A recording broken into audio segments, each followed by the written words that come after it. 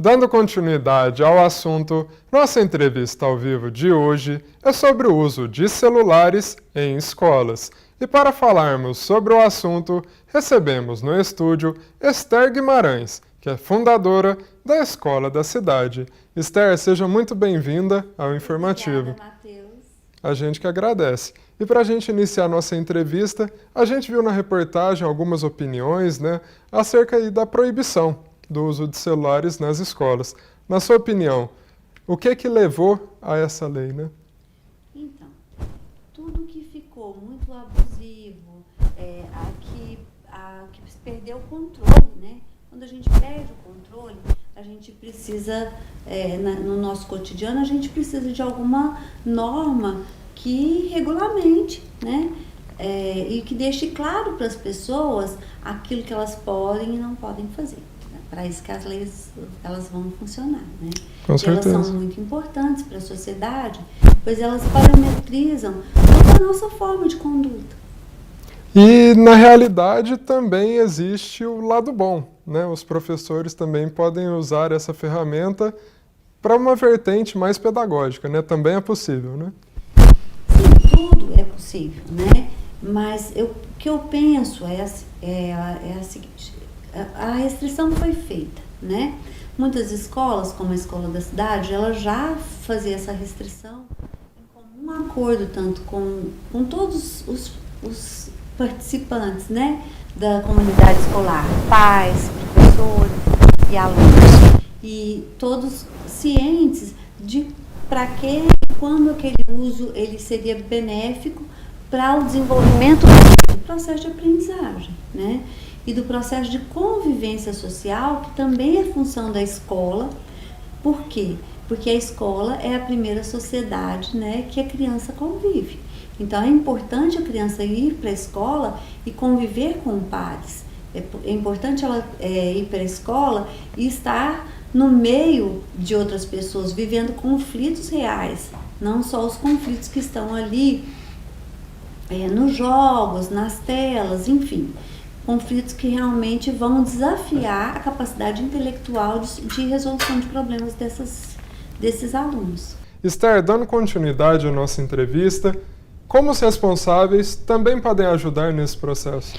Os pais são muito importantes na conscientização dos alunos da importância de não ser necessário naquele momento, que é um momento de aprendizagem, do uso do celular, Mas as famílias, Matheus, elas acabam tendo uma certa também dificuldade, porque os meninos vão para as escolas e às vezes os pais podem atrasar um pouco, enfim, Então eles querem ter algum controle sobre a criança, sobre o adolescente, durante o período que ele está na escola e às vezes se comunicar em alguns momentos, Mas o que eu percebo é que existe um canal formal que é a própria escola, que ela não vai nunca restringir o contato dos pais quando realmente necessário com o aluno.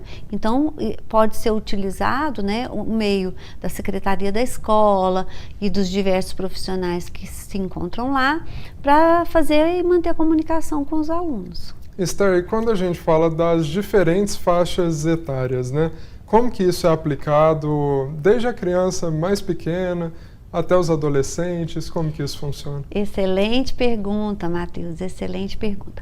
As crianças pequenas, cada vez mais, estudos mais avançados estão mostrando que quanto menor, menos tela. Então, de 0 a 2 anos, 0 telas, Por quê?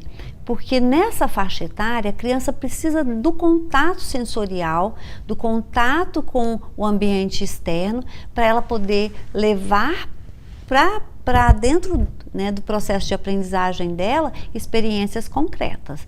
Então, a tela, ela tem uma imagem prejudicada, uma imagem 2D, ela não leva para a memória profunda. Então, às vezes, a criança fica cheia de informações que ela não sabe utilizar na vida prática. E quando a gente falou dos que já são um pouquinho mais velhos, os principais riscos ali estão associados à perda do foco? É basicamente isso? A perda do foco é um ponto muito importante, porque os jovens hoje, eles acreditam que eles podem se manter conectados, Matheus, em várias coisas ao mesmo tempo. Mas o nosso cérebro costuma muitas vezes entrar em curto, né? E ter uma série de dificuldades. Inclusive, existe um estudo recente que o Alzheimer também está sendo precipitado por esse excesso de informações que o cérebro não está conseguindo se organizar e manter, né, isso ao longo da vida, de uma vida toda. Então são vários estudos hoje acontecendo, é muito importante que as famílias fiquem atentas a esses estudos, né, estão sendo divulgados amplamente por vocês, né, que o quanto as telas têm sido prejudicial no sentido não só da atenção, mas ao universo que os jovens também estão sendo colocados, que muitas vezes não está adequado para a sua faixa etária. Esther, outro fator que a gente pode mencionar também é a questão do plágio, né? Para os que já são um pouquinho mais velhos, né? Além dessa perda do foco, eles também podem ali plagiar, né, os trabalhos escolares. Essa questão está muito em alta, principalmente por conta da IA, né? A inteligência artificial. Então, a gente tem muitos benefícios com essas novas tecnologias. Isso é benéfico. O problema é como usar isso e quando usar, para que usar, qual o momento adequado, e isso a escola ela sabe fazer, né? Eu acho que os professores ao longo do tempo, né, várias universidades já têm cursos, né, do uso da inteligência para esses casos, né, pedagógicos, que a gente precisa de ensinar tanto metodologias de pesquisa quanto metodologias de melhora no processo da nossa escrita, que ela também vai servir de modelo para uma reescrita muito mais aprimorada, né? E plagiar, gente, é ilegal, né? Com certeza. E Esther, como as escolas estão se preparando, né, com essa nova lei? E quando a gente fala de futuro, quais são as expectativas também? Então, eu penso que essa é uma lei muito desejada pelos professores, mas que também, e muito importante, né? Nós não podemos negar que ela não tem, assim, uma extrema importância. Mas a gente precisa pensar também nos modelos de educação que nós temos hoje. Porque quando uma escola, ela trabalha construtivamente, os alunos sentem que aquilo que está sendo feito vai ser um benefício final para ele, para sua família, ele é colaborador. Então essas relações, as relações democráticas constituídas realmente dentro de um processo de aprendizagem efetivo, saudável, afetivo, amoroso, ele leva ao aluno entender que aquela regra ela vai ajudá-lo no seu processo de desenvolvimento. Realmente. Esther, a gente já está chegando ao final da nossa entrevista. Eu queria que você deixasse um recado para quem nos assiste. Qual mensagem que você deixa para as crianças, para os responsáveis? O que você tem a dizer? Então, as crianças talvez se ressintam um pouco nesse começo, né? Nesse novo momento que elas vão viver.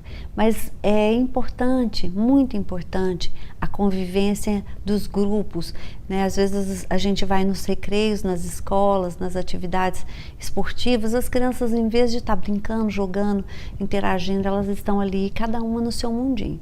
Então, vão brincar, vão aprender. Professores têm muito a ensinar, do mesmo jeito que o celular é prazeroso, aprender também é.